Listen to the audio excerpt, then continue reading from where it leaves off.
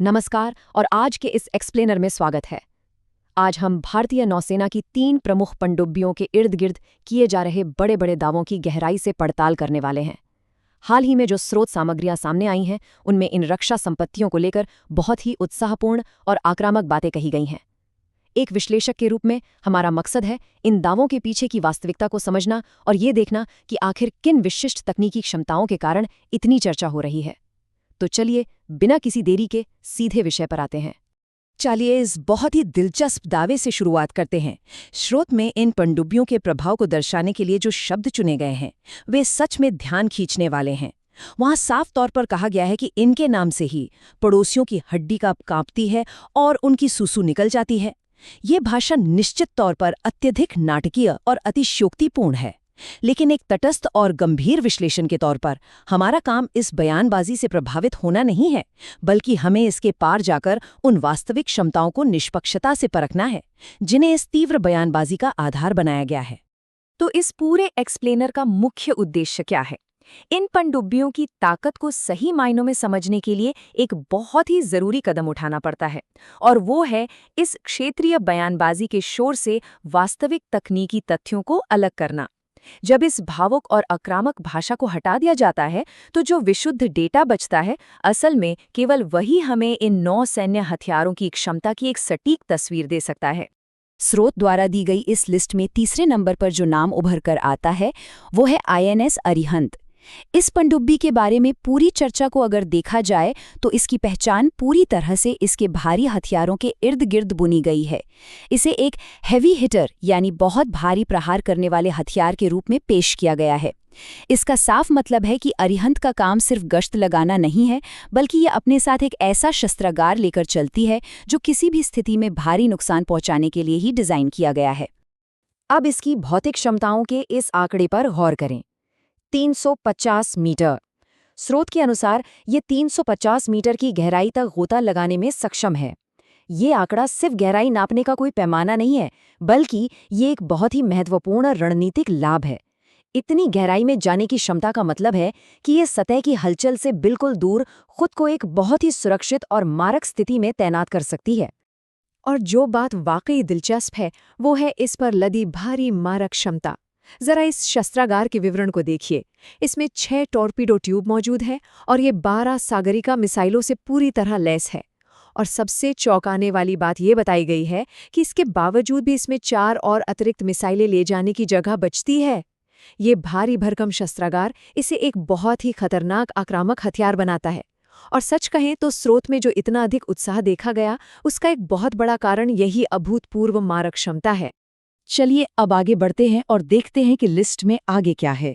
दूसरे नंबर पर कलवरी क्लास की पनडुब्बियों को रखा गया है।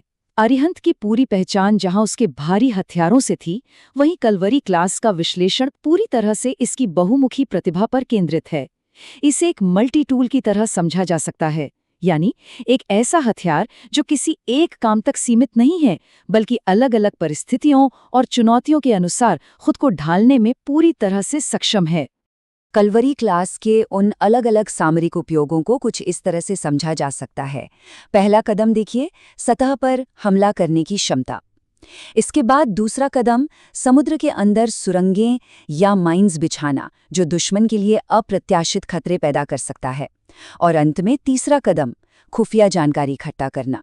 एक ही पनडुब्बी के अंदर इन तीनों क्षमताओं का होना ये दर्शाता है कि ये किसी भी रक्षा बेड़े के लिए कितने अलग अलग मोर्चों पर एक बेहद जरूरी संपत्ति के रूप में काम कर सकती है। इन उन्नत तकनीकी क्षमताओं के साथ साथ स्रोत सामग्री में एक और बिंदु पर बहुत अधिक जोर दिया गया है, और वो है इसके निर्माण की स्थिति। कलवरी क्लास को पूरे गर्व के साथ मेड इन इंडिया बताया गया है। इस स्वदेशी उत्पादन को एक मुख्य केंद्र बिंदु के रूप में रखा गया है।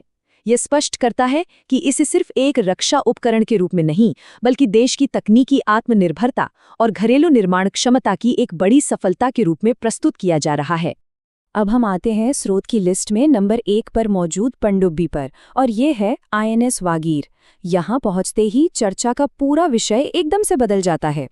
भारी मारक क्षमता और बहुमुखी उपयोग से हटकर वागीर के लिए पूरा ध्यान चकमा देने या इवेजन पर टिकता है। इसे एक घोस्ट या अदृश्य खतरे की तरह प्रस्तुत किया गया है, जिसकी सबसे बड़ी ताकत ही यही है कि दुश्मन इसकी मौजूदगी को जान ही नहीं पाता। तो सबसे अहम बात यह है कि एक साइलेंट सबमरीन या शांत पनडुब्बी होने का असल मतलब क्या है। इस परिभाषा पर गौर करें। ये एक ऐसा पोत है जो इतनी अप्रत्याशित गति करता है कि दुश्मन को उसकी भनक तक नहीं लगती। ये कब और कहां चली गई इसका कोई सुराग नहीं मिलता, और ये रेडार की पकड़ से सफलतापूर्वक बच निकलने में सक्षम है। एक ऐसी मशीन जो पानी के नीचे बिना कोई शोर किए चलती है, सामरिक दृष्टि से वो कितनी महत्वपूर्ण हो सकती है, ये बात बिल्कुल साफ हो जाती है। अब जरा इस विशेष दावे पर ध्यान दें। ये किसी भी रडार की पकड़ में नहीं आती है। ये तकनीकी दावा अपने आप में बहुत बड़ा है। जब ये कहा जाता है कि कोई पनडुब्बी किसी भी रडार प्रणाली से पूरी तरह से अदृश्य रह सकती है, तो सच कहीं तो इसी स्टेल्थ क्षमता के कारण ही वो खौफनाक और नाटकीय बातें पैदा होती हैं जिनका जिक्र हमने इस एक्सप्लेनर की शुरुआत में किया था। एक ऐसा हथियार जिसे दुश्मन देख ही नहीं सकता, वो स्वाभाविक रूप से एक बड़े खौफ का कारण बन जाता है। और ये बहुत ही शानदार तरीके से दर्शाता है कि इन तीनों पोतों की मुख्य विशेषताएं एक साथ देखने पर कैसी लगती हैं। INS अरिहंत, जिसका मुख्य फोकस भारी मिसाइल और टॉर्पीडो पेलोड वाली मारक क्षमता पर है। कलवरी क्लास, जो अपनी बहुमुखी प्रतिभा के साथ सतह से लेकर पानी के नीचे तक बहुआयामी संचालन करती है।